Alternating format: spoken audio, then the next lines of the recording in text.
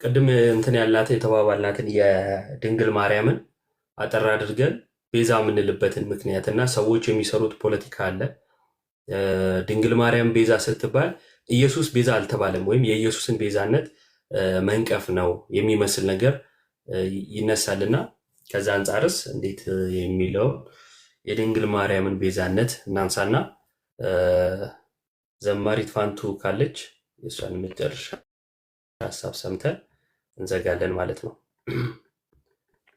ቅድም መጨረሻ ስለነበር እሺ ቀጥል። እሺ ያው ከመውላ ጎደል በደንብ ስለ ጌታችን ቤዛነት ከምን አንጻር እንደምንመለከተው በደንብ አይተናል። ስለዛም እግዚአብሔር አምላካችን የተባረከና የተመሰገነ ይሁን።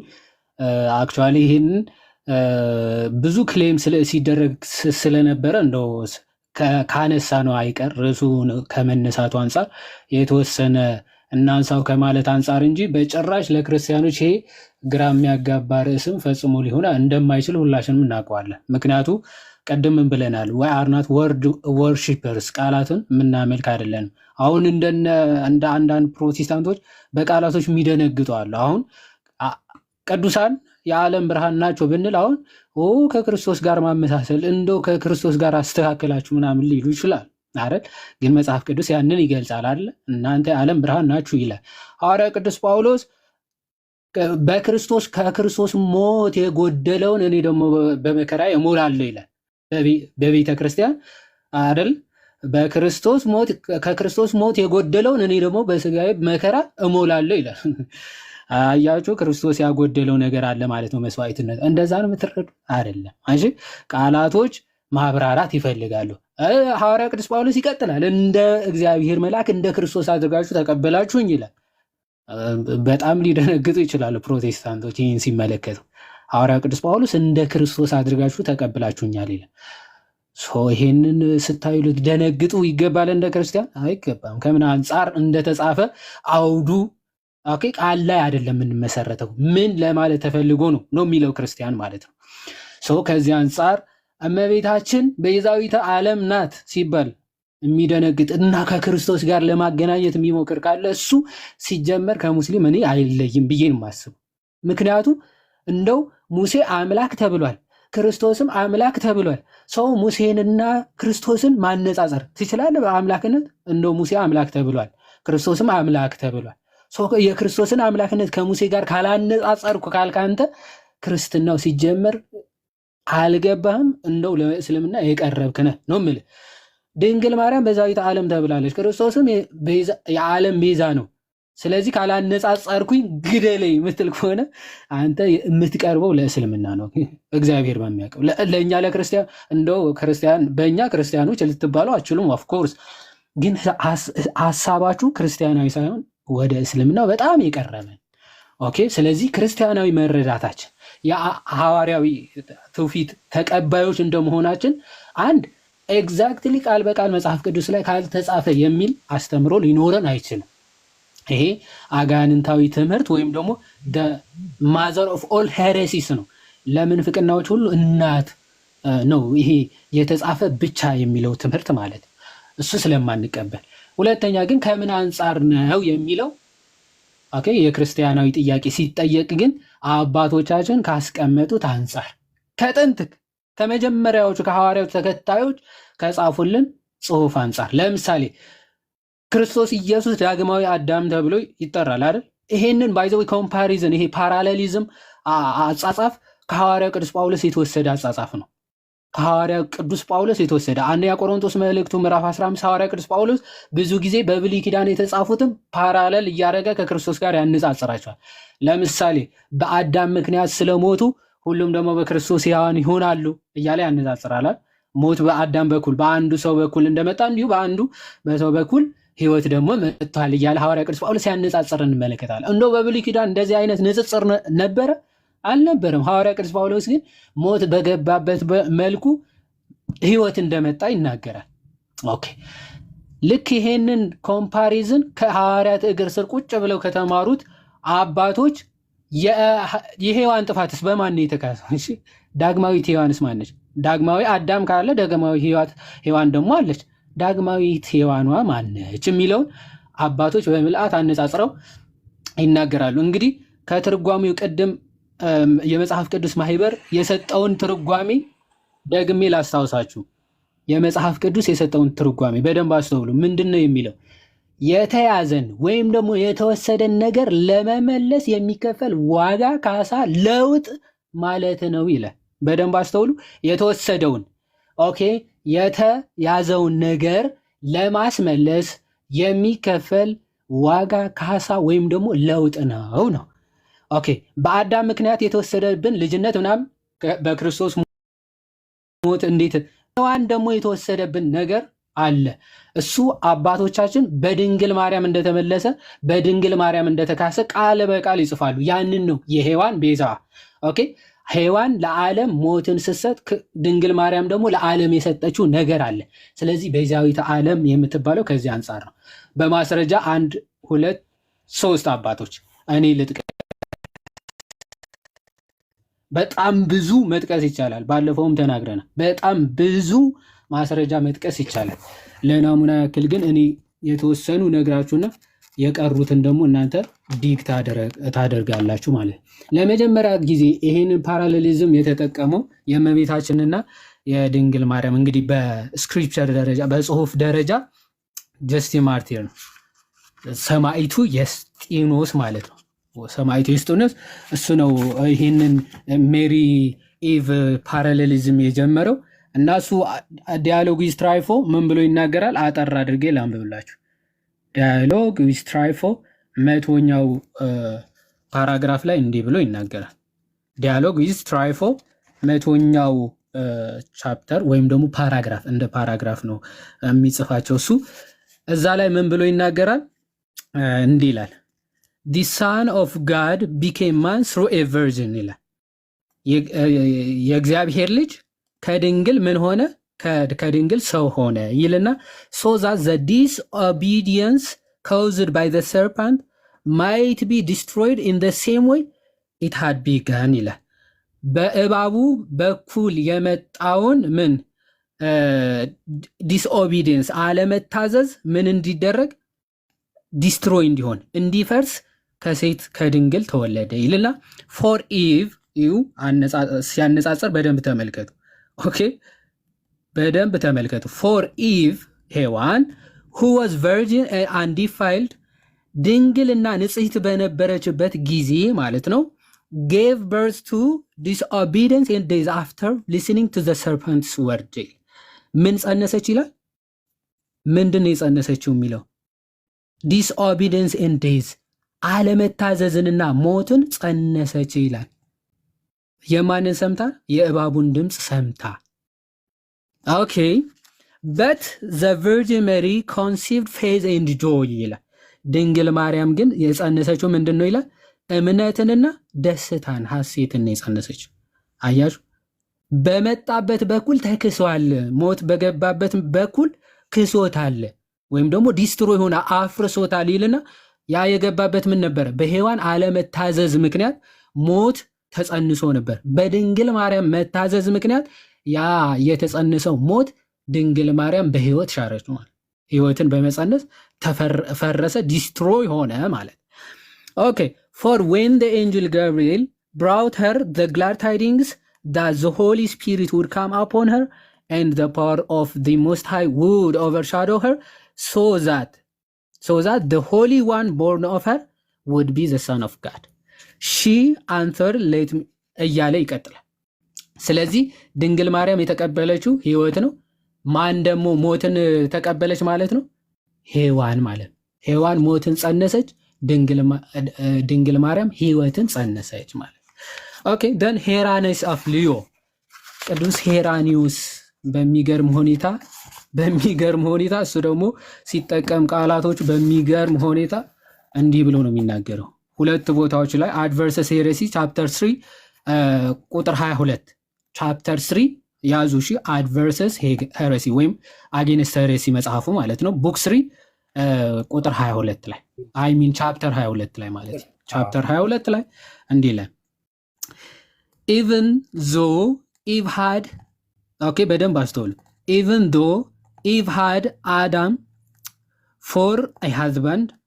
She was still a virgin ይላል። ሔዋን ባሏ አዳም እያለ ግን ድንግል ነች አይደለ? በገነት እያለች still she is virgin ማለት ድንግል ነበረች ይላል። By disobeying she became the cause of death for her and for the whole world human race ማለት ለራሷም ለሰው ዘር በሙሉ ምን ሆነች? የመሞት ምክንያት ሆነች። cause of death for her self and for the whole world human race ማለት ነው። ለሰው ዘር ሁሉ የመሞት ምክንያት ሆነች። ኦኬ in the same way በተመሳሳይ መንገድ አለ ሜሪ though she also had a husband ድንግል ማርያምም ባል እያላት እንደነበራት ማለት ነው was still a virgin ግን still ድንግል ነች። ሩካቤ አትፈጽምም እንደ ሔዋን ማለት ልክ ገነት ውስጥ አዳምና ሔዋን ባልና ሚስት ቢሆኑም ሩካቤ ስጋ በጭራሽ እንደማያስቡ ለዛ ግንኙነት እንደማያስቡ ሁሉ ድንግል ማርያም ዮሴፍ ባል ወይም እጮኛ ተደርጎ ተሰጥቷት ራሱ በስጋዊ ሐሳብ ፈጽሞ ተሳስቦ አያውቁም። ቨርጂን ነች አለ። and by obeying በመታዘዝም አለ ታዛዥ በመሆንም አለ she became the cause of salvation for herself and for the whole human race ይላል። ለራሷም ለሰው ዘር በሙሉም የመዳን ምክንያት ሆነች። ማይ ጉድነስ። ስለዚህ የሔዋን በደል በማን የተካሰው? በድንግል ማርያም። ይቀጥላል። ይኸው ተካሰ የሚለውን ከየት አመጣችሁት እንዳይሉ the note of Eve disobedient was united by Mary's obedience የሔዋን ጠባሳ ባለመታዛዟ የመጣብን ጠባሳ በማን ነው ፊክስ የተደረገ ወይም ደግሞ ቋጠሮውን በማን ነው የተፈታው? በድንግል ማርያም መታዘዝ አለ። what if bound through her unbelief በሔዋን አለመታዘዝ ምክንያት የታሰረብን መታሰር ሜሪ ሉዝድ ባይ ሄር ፌዝ ድንግል ማርያም በመታዘዟ ፈታችሁ። ይህ አይደለም ቤዛነት ቤዛ ፎር ዘ ሆል ሂማን ሬስ ነው ባይዞ። እሺ ፈታችሁ። ኦኬ አንድ እንጨምር ከሄራኒስ እዛው አድቨርስ ሂረሲ ቡክ 5 ቻፕተር 19 ቡክ 5 ምዕራፍ 19 እንዲለ ምዕራፍ 19 Eve was seduced God's word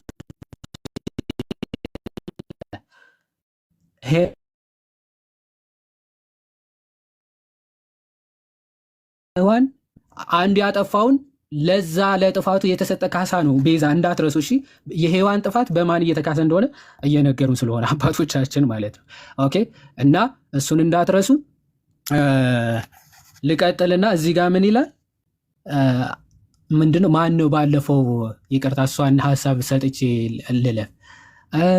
ሔዋንና ድንግል ማርያምን ስናነጻጽር እንዴ ድንግል ማርያም እኮ ድንግል ማርያምና ክርስቶስ እኮ እናትና ልጅ ናቸው፣ አዳምና ሔዋን እኮ ባልና ሚስት ናቸው የሚል ሌም አርጊመንት ያነሳ አንድ ምስኪን ሰው ሰምቼ ነበር። በጣም ምስኪን ሰው ነው። አዳምና ሔዋን አናሎጂ የሚሰራው አዳም ሔዋን ይደረግና ሔዋን የጸነሰችው ሞትን። እሺ ስለ ጸነሱት ነገር ሲነገር ሔዋን የጸነሰችው ሞትን ነው፣ ድንግል ማርያም የጸነሰችው ሕይወትን ነው። ሁለቱም ግን አሴ ሜሪድ ከተናገር ዮሴፍ ከድንግል ማርያም ጋር ኦኬ ልክ ሄራኒ ሲያነጻጽር ነበረች፣ ግን ኤቨር ቨርጅን ነች። ኦኬ ኤቨር ቨርጅን ነች። ርካቤ ስጋ ፈጽሞ አይታሰብም። ኦኬ በድንግል ማርያም ማለት ነው ፈጽሞ አይታሰብም። ሩካቤ ስጋ ዘላለም ድንግል ነች፣ ግን የጸነሰችው ማንን ነው? ሕይወት የሆነው ክርስቶስን ነው። ሔዋንስ የጸነሰችው ማንን ነው? ሞትን ነው። ሞትንና አለመታዘዝን የጸነሰችው። እሺ እሱን ነው ፓራሌሊዝም የሚሰራው ማለት ነው። ኦኬ ስለዚህ እንቀጥልና ምን አለ? የእባቡን የወደቀውን መልአክ ሰምታ ምን አለች? ትራንስግሬስድ ጋድስ ወርድ የእግዚአብሔርን ቃል ምን አለች? ተላለፈች ይላል። ሶ ዛት ሺ ፍሊድ ፍሮም ሂም ስለዚህ ከእግዚአብሔር ምን አለች? ራቀች። ሔዋን ፍሊድ አረገች፣ ከእግዚአብሔር ራቀች። ምክንያቱ ለእግዚአብሔር ቃል ስላልታዘዘች ማለት ነው። ሂም in the same way በተመሳሳይ መንገድ ይላል Mary was evangelized by the word of an angel እሷ ደግሞ የተበሰረችው በእግዚአብሔር መልአክ ነው ይልና and obeyed God's word የመጣላትን ለእግዚአብሔር ቃል ምን አለች ታዘዘች ይላል ታዘዘች so that she carried him ይላል በጣም የሚገርም እኮ ሔዋን አልታዘዝም ስትል እግዚአብሔር ከሷ ሲርቅ ድንግል ማርያም ስትታዘዝ ግን ቃል ራሱን ነው የጸነሰችው በሷ ውስጥ ነው ያደረው አያችሁ she carried him ነው ተሸከመችው ነው ኦኬ ተሸከመችው ይልና ኦኬ then and while the former was seduced into disobeying God the latter was persuaded to obey God አንዱ ወደ እግዚአብሔር አለመታዘዝ ሲያመራ ሁለተኛዋ ግን ወደ እግዚአብሔር ኦኬ መመራትን ወደሱ መቅረብን አመጣች ማለት so that the Virgin Mary ስለዚህ ድንግል ማርያም አለ became the advocate of the Virgin Eve ቃል በቃል the advocate of the Virgin Eve የኢቭ ምን ዋነች አድቮኬቷ ማለት ይሄ ምንድነው የምታስታርቃት ማለት አስታራቂዋ ነች እንደማለት አስታራቂዋ ነች ድንግል ማርያም የሔዋንን ስህተት የምታርም ድንግል ነች ብሎ ቃል በቃል ማለት ሄራኔስ የማን ደቀ መዝሙር ነው ጆን የቅዱስ ዮሐንስ ደቀ መዝሙር ፖሊካርፕ የቅዱስ ዮሐንስ ማለት እሺ ተላዊሆሙ ለሐዋርያት የሐዋርያት ተከታይ ተብሎ የሚነገርለት ቅዱስ አባት በጣም ብዙ መጨመር ይቻላል አንድ የኤፍሬም ሶርያዊ ታውቁታላችሁ በጣም ዲጋድ እሺ አንብቡ የኤፍሬም ሶርያዊ የኢጲፋኒዮስ ዘሰላሚስ የሱን አንድ ላሳያችሁና እሱን ላሳይና ይብቃኝ እውነት ለመናገር እሺ በነገራችን ላይ ኢጲፋኒዮስ ዘሰላሚስ ምን ይላችኋል አዲኮ ማርያንስም ይላችኋል ፕሮቴስታንቶች ማለት ነው የእመቤታችን ዘለዓለማዊ ድንግልና የሚቃወሙ መናፍቃን ጸረ ማርያሞች ይላችኋል ጸረ ማርያሞች እውነትም ጸረ ማርያሞች እሷ ዘለዓለም ድንግል አይደለችም ብለው ስለሚቃወሙ ማለት ነው ጸረ ማርያሞች ይላችኋል እና በዚህ ዙሪያ ደግሞ ምን ብሎ እንደሚናገር ይሄ ኢቭ መሪ ፓራሌሊዝም ስለዛ ስለሆነ እያወራን ያለ ነው ማለት ነው እሷን አንዴ ላሳያችሁ በአማርኛው ላሳያችሁ ብዬ ነው እየተረጎምኩኝ ሰዓት ከምፈጅ አንዴ እንትኑ ይሄ የምታገኙት በእንግሊዘኛው የምትፈልጉ ማለት ነው ፓናሪዮን ታውቁታላችሁ አይደል ፓናሪዮን መጽሐፉ ወይም ደግሞ መድኃኒት ለመናፍቃን ማለት ነው ፓናሪዮን መድኃኒታቸው ለመናፍቃኖች ማለት ነው እና በዛ መጽሐፉ በእንትን ካገኛችሁት በሃርድ ኮፒ አርካይቭ ላይ ማለት ነው አርካይቭ ላይ ካገኛችሁት ገጽ 631 ይሄ ቡክ 2 እና 3 አንድ ላይ አለ አርካይቭ ላይ ማለት ነው እዛ ላይ ከሆነ የምታዩት ገጽ 631 እና 32 ላይ ታገኙታላችሁ ኖርማሊ በእንደዚህ በኦንላይን ከሆነ ደግሞ ቁጥር 78 ይሄ ቁጥር 78 ከ17 እስከ 19 ላይ ነው የምታገኙ ኦኬ ሪፈረንሱን ያዙ ልድገምላችሁ አንዴ ሪፈረንስ ምን አልኩኝ ቡክ 2 እና 3 ላይ ከሆነ ገጽ ቡክ 2 and 3 ፒዲኤፉን ከሆነ ያላችሁ ገጽ 631 እስከ 632 ላይ እንትኑ ላይ ከሆነ ደግሞ ይሄ ቀጥታ ኦንላይን ላይ ከሆነ ደግሞ የሆነ በቁጥር ያስቀምጣችኋል ቁጥር 78 ላይ ነው የምታገኙ ቁጥር 78 ላይ ኦኬ እንዲህ ይላል በተምሳሌትነት ይላል በተምሳሌትነትም የሕያዋን እናት ተብላ የተጠራችው ቀድሞ በሔዋን የተመሰለችው እርሷ እመቤታችን ናት ይላል ዘፍጥረት 3:20 ላይ ሔዋን ትባያለሽ ይሄውም የሔዋን ሁሉ እናት ማለት ነው ይል የለ ይሄ አስቀድሞ ለሔዋን የተባለው ለማን ነው ይላል ለድንግል ማርያም ነው ይላል ምክንያቱ ምንድነው ይላል ሔዋን እማ አፈር ነህና ወደ አፈር ትመለሳለህ ተብሎ ዘፍጥረት ምዕራፍ 3 ከቁጥር 19 የሚለውን ቃል ከሰማች በኋላ ማለትም ከውድቀቱ በኋላ የሕያዋን እናት ሁሉ ተብላ ተጠርታ ነበረ። የሕያዋን ሁሉ እናት ልትሆን ትችላለች። ኦኬ ልትሆን ትችላለች። ሔዋን ባይዘወይ ከውድቀት በፊት ቢሆን እሰየው ነበር፣ ግን ከወደቀች በኋላ ነው። 19 ላይ ውድቀቱ ከሰማች በኋላ ነው 20 ላይ ሔዋን አላት የሚለው። ይሄ ሚስጢር ሲፈታ ምን ብሎ ይናገራል? እንዴ ከውድቀት በኋላ እንዴት ነው ሔዋን ራሱ የሕያዋን ሁሉ እናት ልትሆን የምችለው የሚለውን ያነሳና በኃጢአት ከወደቀች በኋላ እንዲህ ያለ ታላቅ ስያሜ ማግኘቷ ግራ የሚያጋባ ይመስላል። እንዴት ነው ከወደቀች በኋላ ራሱ የሕያዋን እናት ተብላ መጠራቷ? ሴት ነበር የምትባለው አስቀድማ። ስለዚህ ግራ የሚያጋባ ይመስላል ካለ በኋላ ነገሩን ከውጭ ሆኖ የሚመለከት ሰው ሔዋን በዚህ ምድር ሁሉም የሰው ዘር የተገኘባት መሆኗን ይገነዘባል። ከውጭ ሆነ ክርስቲያን ሳትሆን ብትረዳው እንዲህ ብሎ ሊያስብ ይችላል።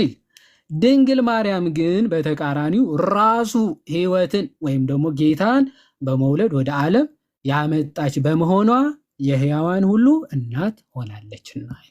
ይሄ ሙሉውን ብታነቡት በጣም ደስ ይለኛል። በነገራችን የቅዱስ ኤጲፋኒዎስ የፓናሪዮን መጽሐፉ የሕያዋን እናት የተባለችው ባይዘወይ ድንግል ማርያም ሕይወት የሆነው ክርስቶስን እንደምትወልድ ቃል ኪዳን እግዚአብሔር ስለሰጠው ነው ሔዋን ያለ። ኦኬ በድንግል ማርያም ሕይወት የሆነው ክርስቶስ እሱ ምን እንደሚወለድ ተስፋ ሲሰጠው ነው። ኦኬ ቃል ኪዳን ሲሰጠው። ስለዚህ ከውድቀት በኋላ ሔዋን ተብላ መጠራቷ ሴት የድንግል ማርያም ምንድን ነው? ፍጻሜው ለድንግል ማርያም ነበረ። ሕይወት የሆነውን ክርስቶስ ወልዳ ለፍጥረታት ሁሉ ምን ብላለች? ወልዳለችና ይላል። እንደው ቅዱስ ኤፍሬም ሶርያዊ ምን ብሎ ይናገራል? እንዴ ሔዋንማ እንዴት ሔዋን ልትሆን ትችላለች ይልና ምን ያነጻጽራል? ሔዋን እኮ ከገነት ከወጣች በኋላ የጸነሰችው ማንን ነው ይላል? ቃኤልን። የበኩር ልጇን ስትወልድ ኦኬ የገዛ ወንድሙን የሚገድል ልጅ ወለደች ይላል ኤፍሬም ሶርያዊ ሲያነጻጽራ። ሁለተኛዋ ሔዋን ድንግል ማርያም ግን የመጀመሪያ የበኩር ልጇና የመጨረሻ ልጇ ተወልዶ ማለት ነው ሰዎችን አይደለም የሚገድለው፣ እሱ ሞቶ ዓለምን ሁሉ የሚያድን ጌታ ነው ይላል። ንጽጽሩ ይሄ ነው። ቤዛ የምንላት ድንግል ማርያም ከዚህ አንጻር ነው። ወስብሐት ለእግዚአብሔር። ቃሎት ያሰማልን። ዮሐዴ እግዚአብሔር ይስጥልን። በጣም ጸዴ ማብራሪያ፣ ደስ የሚል የአባቶች ትምህርት ነው ማለት ነው። የኛ እምነት የአባቶች ትምህርት ነው እና የፖሊካርፕ ደቀ መዝሙር የሰጠውን ማብራሪያ ትተን መቼም የሉተርን ወይንም ደግሞ ከዛ በኋላ የመጡ ሰዎችን ሀሳብ የመቀበል ምንም አይነት ግዴታ አይኖርብንም ማለት ነው። ከምንም አንጻር ሰው ዝም ብሎ እንኳን ኖርማሊ ካሰበው ማለት ነው ሌላውን ነገር ሁሉን ትተን እንዲሁ ዝም ብለን ስናስብ ሚዛን ሊሆንን የሚችለው ለመቀበል እንኳን የትኛው ነው ከተባለ ግልጽ ነውና የአባቶቻችንን እምነት ነው የምናምነው። በዋነኝነት እኔ እንዲያዝ የፈለግኩት ዋናው ሀሳብ የማርያም ቤዛነት በተወራበት ሁሉ የኢየሱስን ቤዛነት ማነጻጸሪያ እያቀረቡ የኢየሱስ ጠበቃ ለመምሰል የሚጥሩ ፕሮቴስታንቶች አደብ እንድትይዙ ነው። ዳኒ ከቻልክ መላክ ትችላለህ፣ ትንሽ ደቂቃ እናወራለን። ፕሮቴስታንቶች ሁሉ የኢየሱስ ክርስቶስን ቤዛነት አይቀበሉም ብለን ማለት ነው። አስቀድሞ ከቻልክ ላክ አንተና በጫጉላ ሰዓት እዚህ ምን ትሰራለህ? አቢኒ አንተ ሻሾ ነው። አረ በእግዚአብሔር አንተ የእግዚአብሔር ቃል አንዴ እሱ ይበልጣል እኮ ከምኑ 40 ቀን አልሞላክም። ምን አነጻጽር ነው? ምንም አላነጻጸርኩም። ፓፓ እታችሁን ተማር። በዚህ ሰዓት እዚህ ምንም እሺ